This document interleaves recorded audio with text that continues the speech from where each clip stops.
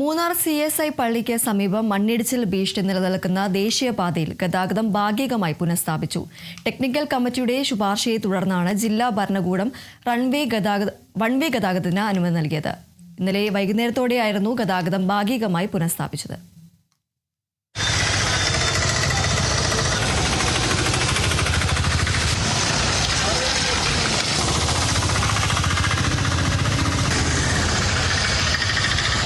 മണ്ണിടിച്ചൽ ഭീഷണി പൂർണ്ണമായും ഒഴിഞ്ഞിട്ടില്ലെങ്കിലും ഗതാഗതക്കുരുക്ക് കുറയ്ക്കുന്നതിനായാണ് മൂന്നാർ CSI പള്ളിക്ക് സമീപം വൺവേ ട്രാഫിക് സംവിധാനം ഏർപ്പെടുത്തിയിരിക്കുന്നത്.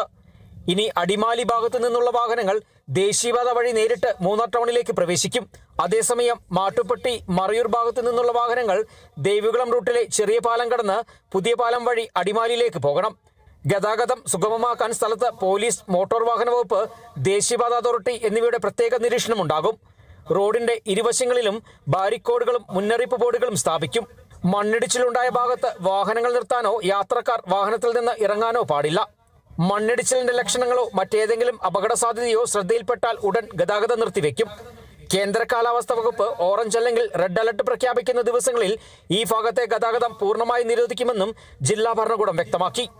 കർശന ജാഗ്രതകൾ പുറപ്പെടുവിച്ചുകൊണ്ടാണ് ഇതുവഴിയുള്ള വൺവേ സംവിധാനം നടപ്പിലാക്കിയിരിക്കുന്നത്. കൂടാതെ ജില്ലയിൽ ഓറഞ്ച് റെഡ് അലർട്ട് പ്രഖ്യാപിക്കുന്ന സാഹചര്യത്തിൽ പൂർണ്ണമായും ഗതാഗതത്തിന് നിരോധനം ഏർപ്പെടുത്തും. ഇതുവഴി സഞ്ചരിക്കുന്നവർ ജാഗ്രത പാലിക്കാനും ജില്ലാ കളക്ടർ നിർദ്ദേശം നൽകിയിട്ടുണ്ട്.